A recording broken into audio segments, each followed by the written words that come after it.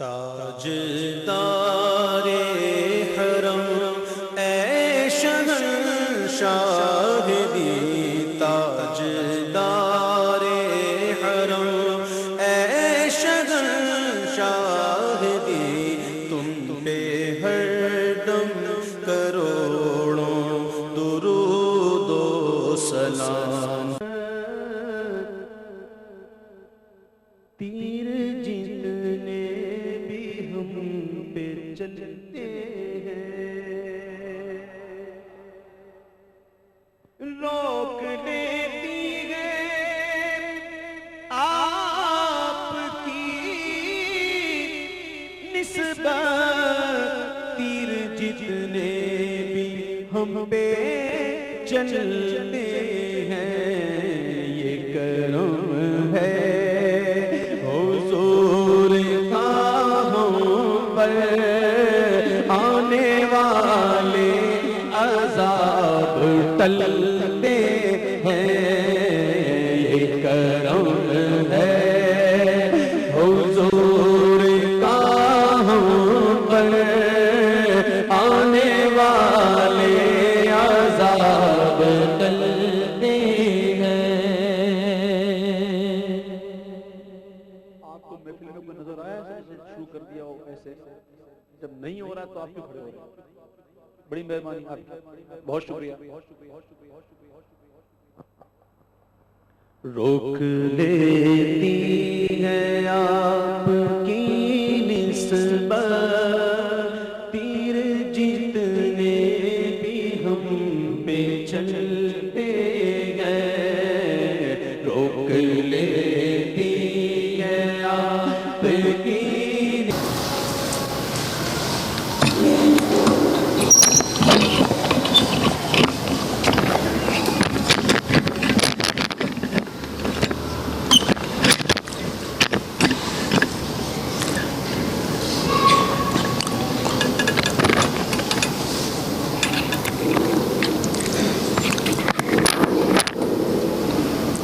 السلام علیکم ورحمۃ اللہ وبرکاتہ۔ الحمد للہ نحمده ونستعینه ونستغفره ونؤمن به ونتوکل علیہ، نعوذ باللہ من شرور انفسنا ومن سیئات اعمالنا، من يهده اللہ فلا مضل له ومن يضلله فلا هادي له، ونشهد أن لا إله إلا الله وحده لا شريك له، ونشهد أن سيدنا ومولانا محمدا عبده ورسوله، أرسله بالحق بشيرا ونذيرا۔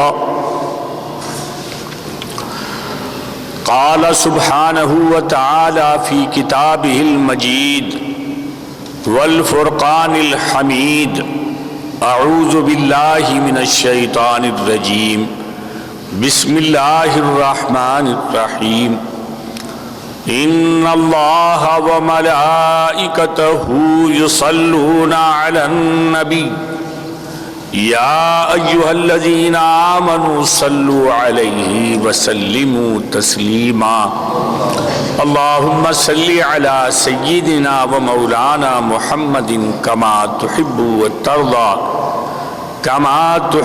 وترضى بأن تصلي عليه وعلى آله وأصحابه أجمعين، أما بعد۔ محترم حاضرین، آخرت کی تیاری کے سلسلے میں 2 مہینے سے جو مضامین چل رہے ہیں، ان میں گزشتہ 2 جمعوں میں نے حج کا تذکرہ کیا اور یہ عرض کیا کہ اللہ نے اپنے کرم سے، اپنے فضل سے بعض عبادات اس امت کے لیے ایسے فرض فرمائے کہ ایک عبادت ہی وہ قبول ہو جائے تو بندہ مومن کی پوری آخرت سنور جاتی ہے. وہ ایک عبادت حج ہے. اسی طرح اللہ کا کرم اپنے حبیب صلی اللہ علیہ وسلم کی امت کے ساتھ بہت ہی خاص ہے. آخر میں آنے والی فتنوں کے دور میں جینے والی عمریں جس امت کی کم ہوں گی، اس امت کو اللہ نے خیر الامم بنا دیا. بہترین امت میرے حبیب کی امت ہے، یعنی امت محمدیہ صلی اللہ علیہ وسلم ہے. تو اب اس بہترین امت کو بہترین بنانے کے لیے اللہ نے ایسے ایسے انعامات سے نوازا کہ امت اگر قدر کر لے ان انعامات کی، کم عمروں کے باوجود یہ امت خیر الامم بن جاتی ہے. اسی طرح ہم پر جناب رسول اللہ صلی اللہ علیہ وسلم کے امتی ہونے کی نسبت سے اللہ نے جو خصوصی انعام فرمایا اس میں یہ ہے کہ بعض دنوں کو، بعض جگہوں کو اللہ نے فضیلت عطا فرما دی. دن ایک سے نہیں ہوتے، حالانکہ دیکھنے کو ایک سا ہیں. وہی سورج طلوع ہوتا ہے، وہی سورج غروب ہوتا ہے، دن اور رات بنتے ہیں، دیکھنے کو تو ایک سا نظر آتے ہیں، لیکن اللہ نے ان دنوں میں بعض کو افضل قرار دیا. اور یہ افضلیت کا اگر احترام بندہ مومن کر لے تو اس کو غیر معمولی نیکیاں اللہ دے دیتے ہیں. اسی طرح جگہوں میں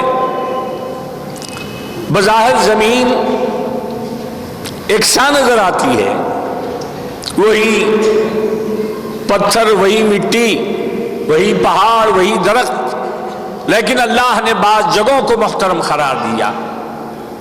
اور اگر بندہ مومن ان جگہوں کا احترام کر لے تو اس کی آخرت اس احترام کی وجہ سے اللہ آخرت کو اس کی بنا دیتا ہے.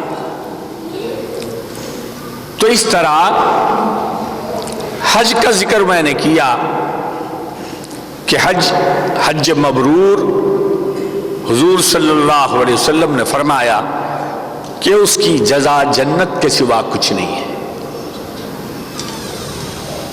یہ عبادتوں کا ذکر تھا. ایام کے حوالے سے، دنوں کے حوالے سے ہم ذی الحج کے مہینے میں اللہ کے کرم سے داخل ہو چکے. یہ حج کا مہینہ شروع سے، بہت زمانے سے اللہ نے اسے افضلیت دی. کافر بھی اس مہینے کی عزت کرتے ہیں، حج کے مہینے کی، کیونکہ لاکھوں انسان اللہ کے گھر کے حج کے ارادے سے جمع ہوتے ہیں کعبۃ اللہ میں، حرم میں. یہ عبادت کی وجہ سے اللہ نے ان دنوں کو بھی عظیم قرار دیا. تو ذی الحج کا مہینہ بہت محترم، بابرکت، افضل ہے. بالخصوص یہ 10 دن عشرہ، ذی الحج کا جو عشرہ ہے، 10 دن جو ہے، جس میں یوم عرفہ بھی شامل ہے. 10 دنوں میں 10واں دن عید کا دن ہے. حضور صلی اللہ علیہ وسلم نے ارشاد فرمایا کہ افضل النہار، دنوں میں افضل جو دن ہے وہ عشرہ کے دن ہے، وہ 10 دن ہیں، ذی الحج کے 10 دن. یہ جو 10 دن ہیں اللہ نے فرمایا تمام ایام میں یہ 10 دن افضل ہے. علماء نے اس میں بعض تشریحات کی اور یہ بتایا کہ رمضان کے آخری 10 دن افضل ہیں یا یہ کہ ذی الحج کے 10 دن افضل ہیں، جس کے بارے میں حضور صلی اللہ علیہ وسلم نے ارشاد فرمایا کہ 10 دن تمام ایام میں جو ہے افضل ہیں۔ علماء نے لکھا کہ آخری 10 دن جو رمضان کے ہیں اس کی افضلیت دنوں کی وجہ سے نہیں ہے، لیلۃ القدر کی وجہ سے ہے۔ اس لیے بہتر توجیہ یہ ہے کہ شب قدر رات میں آتی ہے اور راتوں کی وجہ سے 10 راتیں رمضان کی افضل ہیں، اور ذی الحج کے 10 دن اللہ حضور صلی اللہ علیہ وسلم نے نہار فرمایا، اس لیے 10 دن ذی الحج کے یہ افضل ہے۔ حضور صلی اللہ علیہ وسلم سے صحابہ نے عرض کی، تمام ایام میں عبادتیں بہت ساری انسان کرتا ہے، ان عبادتوں کی وجہ سے اللہ نے افضل قرار دیا ہے، حضور جب یہ 10 دن افضل ہیں، کیا جہاد میں جو آدمی رہتا ہے، جہاد ایک ایسی عبادت ہے کہ جس میں آدمی زندگی لٹانے کے لیے نکل جاتا ہے، کچھ کہ جس عبادت میں ہر آن جان کا خوف ہے، مشقت نہیں، خوف، ہر آن جان جانے کا ڈر ہے، ہر آن اپنی زندگی کے خاتمے کا ڈر ہے، تو یہ عبادت بہت افضل عبادت ہے جہاد۔ تو صحابہ نے عرض کی، یا رسول اللہ جب یہ سب دنوں میں بہتر ہے، مگر ایک بندہ اگر جہاد میں مصروف ہے، کیا وہ ان دنوں سے بھی افضل، کیا اس پر بھی یہ ذی القعدہ کے 10 دن افضل ہیں؟ تو حضور نے فرمایا کہ ہاں، ذی الحج میں جو عبادت میں مشغول ہو اس کو افضلیت اتنی ہے جیسے مجاہد فی سبیل اللہ کا عمل ہو، اس سے بھی افضل جو ہے یہ 10 دن کا احترام کرنے والوں کی۔ کیا مطلب ہوا؟ حج کو جانے والے حج کو گئے، مال خرچ کیا، مشقتیں اٹھائیں، سفر میں ہیں، 1000 حامی کا سفر کیا، سب چھوڑ چھاڑ کے، کاروبار، بیوی، بچے سب چھوڑ کر اللہ کے گھر کے لیے چلے گئے۔ اور ایک بندہ مومن ایسا بھی ہے کہ جسے نہ جہاد میں جانا نصیب ہوا، نہ کعبۃ اللہ میں کو جانا نصیب ہوا، اور وہ ذی القعدہ میں زندہ ہے، ذی الحج میں زندہ ہے، وہ محروم رہے گا؟ حضور صلی اللہ علیہ وسلم نے اشارہ دیا، اے حج کو نہ جا سکنے والے، استطاعت کے نہ رکھنے والے، جہاد سے محروم شخص، جو ذی الحج کا احترام کر، نیکیاں کر، اس کے اندر اللہ تجھے بہت زیادہ نیکیاں دے دے گا۔ تو عزیزو، یہ انعام، یہ اکرام اللہ کا ایمان والوں کی آخرت بنانے کے لیے بہانے ہیں۔ اللہ رحیم ہے، رحمان ہے، کریم ہے، غافر الذنب ہیں، گناہوں کے معاف کرنے والے ہیں۔ بلکہ ایک جگہ فرمایا، انی لغفار لمن تاب وآمن وعمل صالحا، میں نہ صرف گناہوں کو بخشتا ہوں بلکہ حق تعالیٰ کا ارشاد ہے لغفار، ارے میں بہت زیادہ کثرت سے گناہوں کو بندوں کے معاف کرتا ہوں۔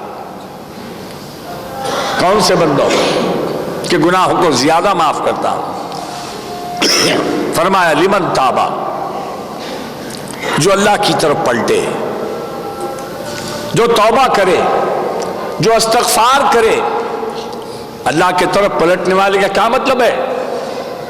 گناہوں میں منہمک تھا، نافرمانیوں میں مصروف تھا، اللہ کی عبادتوں سے غافل تھا، زندگی گزار رہا تھا، خیال آیا کہ مجھے یہ نافرمانی، یہ گناہوں کی زندگی سے، یہ دنیا داری کی زندگی سے پلٹنا ہے، خدا والا بننا ہے۔ پلٹنے کا معنی یہ ہے جو رخ زندگی کا دنیا کی طرف ہے اس رخ کو اللہ کی طرف کر لینا، یہ پلٹنا ہے، یہ توبہ ہے۔ کیا معنی توبہ کے؟ بندے کو ندامت ہو، شرمندگی ہو جائے اس بات پر اللہ نے پیدا کیا، اللہ پار رہا ہے، اللہ رب ہے، لیکن میں اللہ کو چھوڑ کر غیر اللہ کی طرف مصروف ہوں۔ صبح سے شام تک بیوی بچے خود یہی فکر زندگی گزر رہی ہے اور اللہ کے پاس مجھے جانا ہے، کیا کروں؟ اللہ والی زندگی بنا لوں۔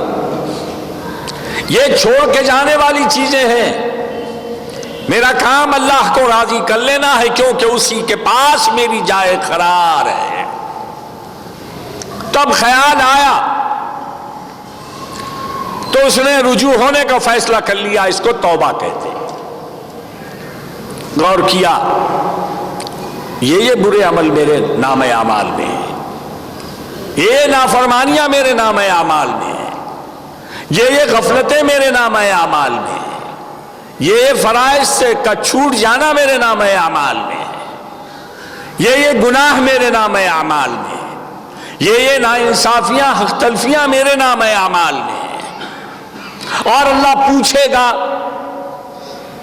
تو جواب میرے پاس نہیں ہے۔ خیال کر لیا کہ اب مجھے یہ زندگی چھوڑ کر نیک زندگی میں داخل ہونا ہے، اس عزم کو اور اپنی زندگی کے گناہوں پر ندامت کو توبہ کہتے ہیں۔ تو اللہ نے فرمایا لغفار، میں بہت زیادہ معاف کرنے والا ہوں اس شخص کو جو توبہ کیا، ایمان لایا، وعمل صالحا، اور نیک عمل بھی کرنا شروع کیا۔ پھر نیک عمل کرتے ہوئے اگر اسے خیال آ جائے کہ چلو ذی الحج کا مہینہ ہے، ہمارے آقا و مولا محمد رسول اللہ صلی اللہ علیہ وسلم نے فرمایا ہے کہ ذی الحج کا مہینہ 10 دن ایسے 10 دن ہیں کہ تمام دنوں میں افضل ہیں۔ توبہ کر لیا، نیکیاں شروع کی، اللہ اسے معاف فرما دے گا۔ حضور صلی اللہ علیہ وسلم کا عمل ام المومنین سیدہ حفصہ رضی اللہ تعالی عنہا فرماتی ہیں کہ آپ اس میں کثرت سے روزے رکھتے، نیک عمل فرماتے۔ صحابہ اور تابعین کا عمل یہ ہے کہ 10 دن اپنے بیوی بچوں سے یہی کہتے کہ گھروں کے چراغ مت بجھاؤ، یہ مغفرت کے دن ہیں، اللہ نے ان دنوں کو افضل قرار دیا ہے، اس میں زیادہ عبادت کرو۔ اور یہ بھی خیال کرو، حج کو جانے والے حج کو چلے گئے، کعبے میں، حرم میں، مینا میں، مزدلفہ میں، عرفات میں اللہ نے انہیں بلا لیا ہے، اور ہم گھر میں ہیں۔ یہ گھر میں خدا کم سے کم ہم اللہ کی عبادت کریں گے، یہ خیال تو ہونا۔ لاکھوں بندگان خدا جنہیں اللہ نے وسعت دی، استطاعت دی، مال دیا، اپنے گھر کو بلا لیا۔ اب ہم گھر میں ہیں، حج سے محروم اگر ہیں تو کیا ہوا؟ اللہ کی عبادت کریں گے، روزے میں، تلاوت میں، احتیاط سے تقوی طہارت کے دن گزاریں۔ تو حضور صلی اللہ علیہ وسلم نے فرمایا ان دنوں میں جو روزہ رہ لیتا ہے 10 دنوں میں بالخصوص عرفہ کے دن، تو حضور صلی اللہ علیہ وسلم نے فرمایا کہ ایسا ہے گویا وہ سال تمام روزے رکھا۔ عرفے کا روزہ یا 10 دنوں میں کوئی ایک روزہ، 2 روزے، 3 روزے رکھ لے تو گویا یہ سال تمام کا روزے دار ہے۔ یہ فضیلت اللہ نے رحمت کے بہانے ہمارے لیے بنا دیے، اور اللہ کو کیا ضروری کیا ضرورت پڑی کہ ہمیں سمجھانے کے لیے اللہ قسم بھی فرماتے ہیں؟ ہم بندوں سے اتنا پیار ہے اللہ کو کہ نیکی کی طرف مائل کرنے کے لیے اللہ قسم کھا کے سمجھاتے ہیں۔ اللہ کی ذات، اللہ کا فرمان، اللہ کی بات کافی ہے، اللہ کا قول، اس سے بڑھ کر اہم کیا ہوگا؟ لیکن اللہ ہماری غفلتوں کو دیکھ کر سمجھانے کے لیے بندگان خدا کے دلوں کو میں بات کے اتارنے کے لیے اہمیت دیتے ہوئے فرماتے ہیں والفجر ولیال عشر، قسم ہے نماز فجر کی۔ فجر کی نماز وہ اہم ہے کہ اللہ فرماتا ہے قسم ہے فجر کی نماز کی، اور فرما علماء کھا نہیں اندھیرے ہیں ہوتا ہے نور اور نور، اللہ فرما قسم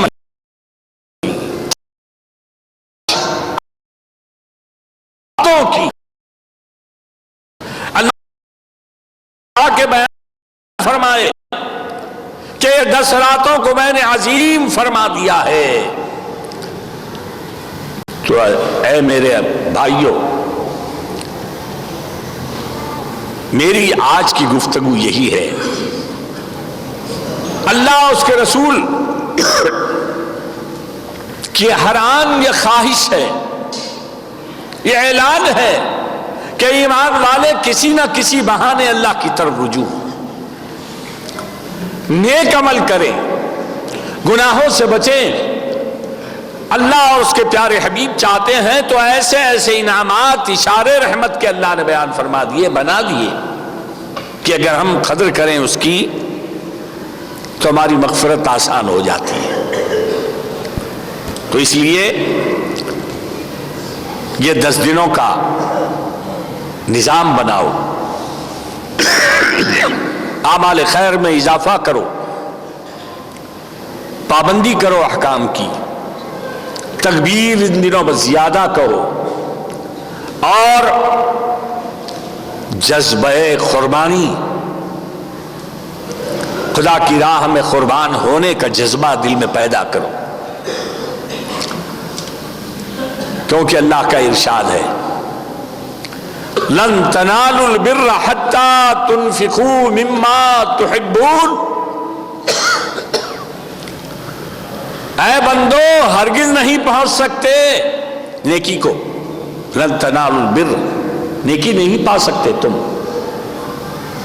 حتى تنفقوا، یہاں تک کہ تم خرچ کرو، یعنی نیکی خرچ کیے بغیر نہیں ملے گی۔ مال جمع کر کے رکھیں، دولت جمع کر کے رکھیں، خدا کی راہ میں دینے کا جب سوال آئے تو بخل اختیار کریں، تو حضور نے فرمایا تمہیں نیکی نہیں ملے گی۔ پھر نیکی کے ملنے کا راستہ کیا ہے؟ تو ارشاد فرمایا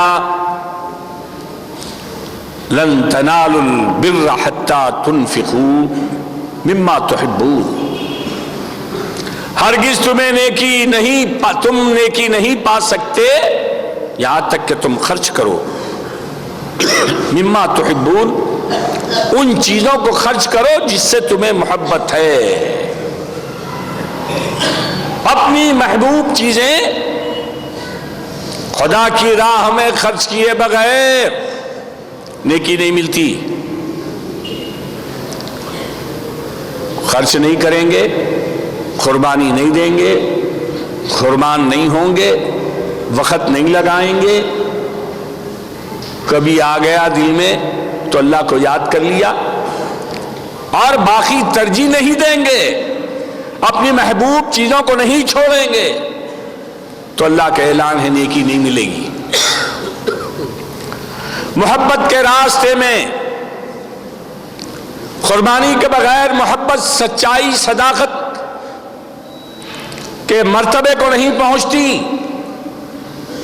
محبت کا تقاضا ہے کہ خرچ کر قربان ہو،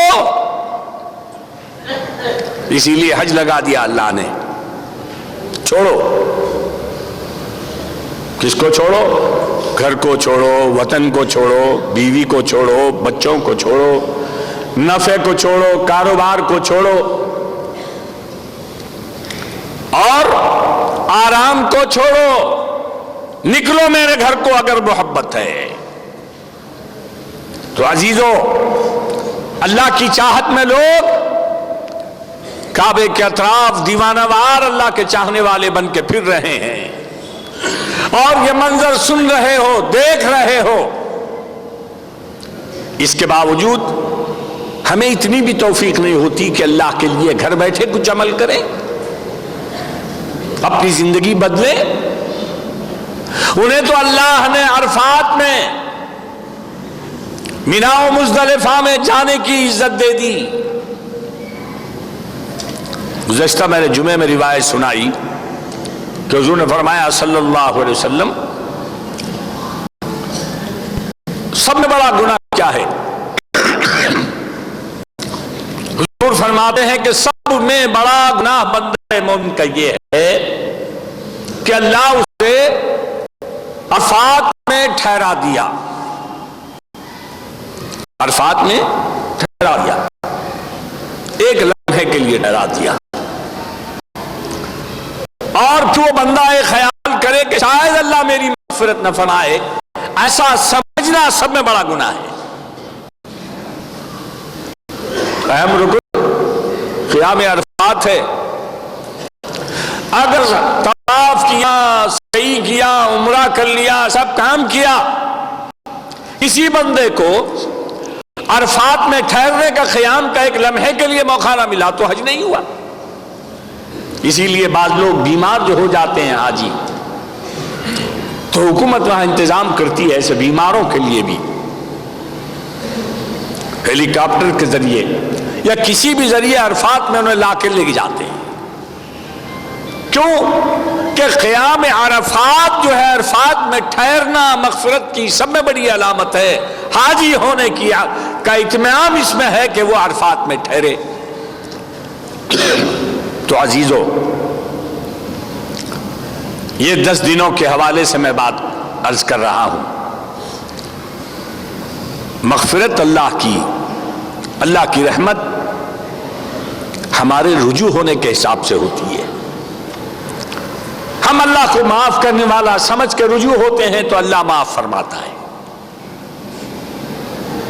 اب غریب ہے، بیچارہ ہے، دل میں تمنا ہے کہ اللہ کا گھر دیکھے، اللہ نے اس کے لیے مایوس نہیں کیا، ارے استطاعت دیا ہے تو حج کو آ، استطاعت نہیں ہے تو کیا کر، یہ 10 دن خدا کی عبادت میں لگ جا، اللہ کی عبادت میں لگ جا۔ تیری تمنا ہے کہ تو اللہ کو راضی کرے، وہ اللہ جو ہے عرفات میں راضی ہوتا ہے، وہ اللہ اس جگہ بھی راضی ہوتا ہے۔ رجوع ہو کے تو دیکھو۔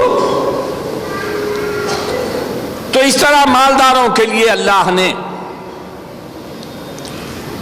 آخرت کے سنوارنے کی جو ذریعے اللہ نے بنائے، اس میں یوم النحر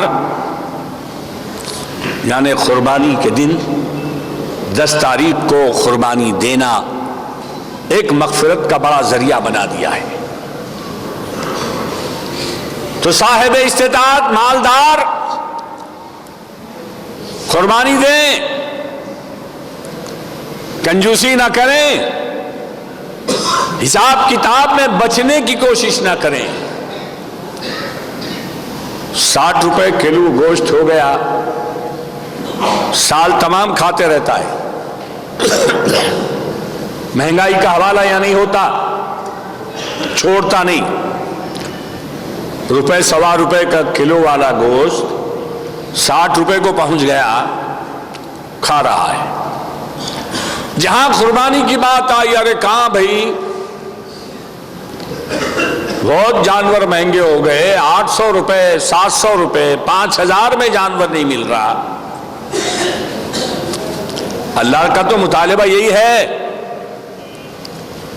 ارے محبت پیسے سے نہیں ہونا، مجھ سے محبت ہونا۔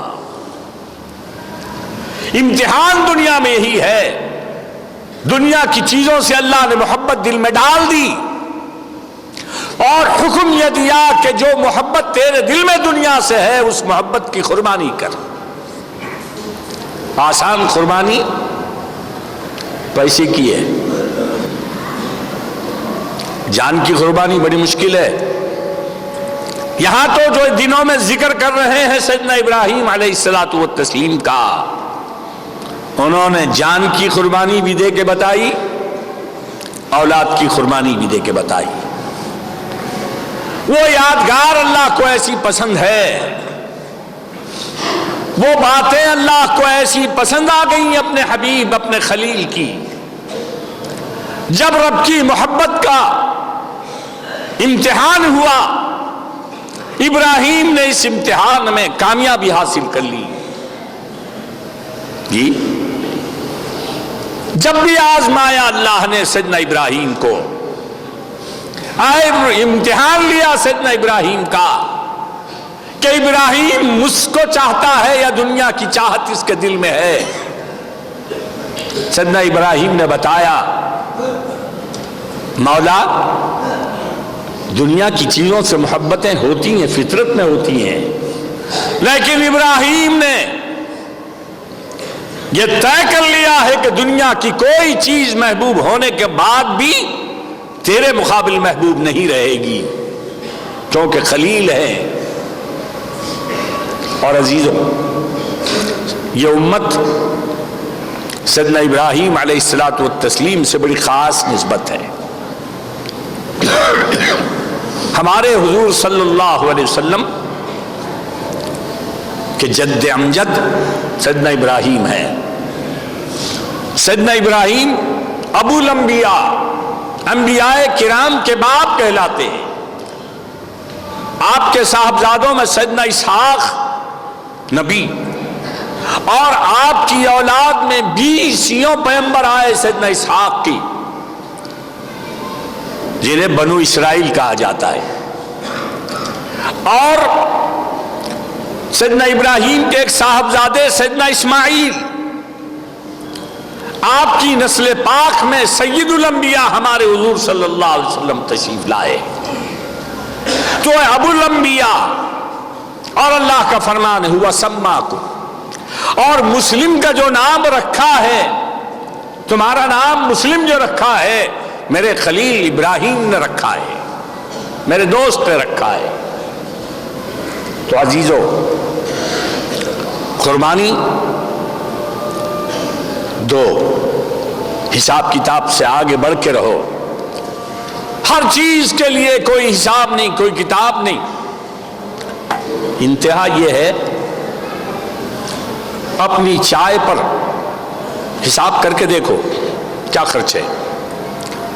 بعض لوگوں کو سگریٹ کی عادت ہے، یہ جہنمی مشغلے پہ کیا خرچ ہے. جہاں سوال نفس کی بہتری لذتوں کا آتا ہے، کوئی حساب نہیں. گھروں میں دواؤں کے کتنے خرچے ہیں، ڈاکٹر حضرات ہمارے بجٹ کے کتنے حقدار ہیں، کبھی نہیں سوچتے. سوچتے ہیں شیطان لا کے ڈالتا ہے، بھئی وہ ایک کی دے دیں گے، آدھے کی دے دیں گے.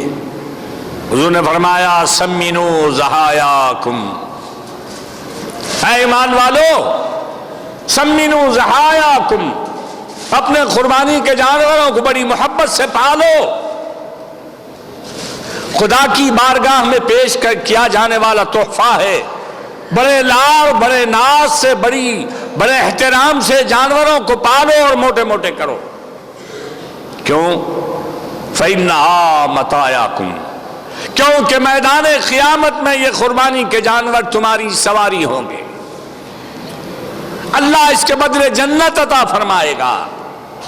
تو بھائیو، آج کے اس موضوع پر میں نے اس بات کی کوشش کی کہ آپ کی خدمت میں یہ بات آئے کہ 10 دن نیکی کے دن ہیں، بڑے افضل دن ہیں. اس میں خاص اللہ کی طرف متوجہ رہیں، عبادت کریں. دوسرا، آج کی گفتگو کا دوسرا خلاصہ یہ ہے کہ شوق سے قربانی کے لیے کوشش کریں، اچھے جانور خریدیں، دیں.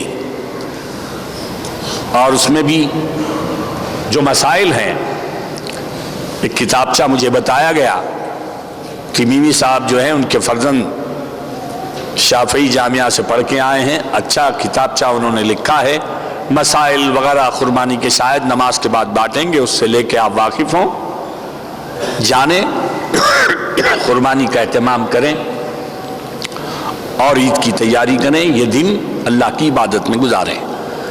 اللہ سے میری دعا ہے خداوند رحم فرما، کرم فرما، ہم سب کے دل میں جذبہ قربانی کو عطا فرما اور قربانی دینے والوں کی قربانیوں کو قبول فرما. خداوند جو نہ دے ہیں ان کی قربانی دے نہیں سکتے، استطاعت نہیں ہے، ان کی عبادتوں کو قبول فرما. شرم قربانی کے لیے دینی مدارس کرم کرم کرم کرم کرم کرم مولا، کر کرم کرم مولا.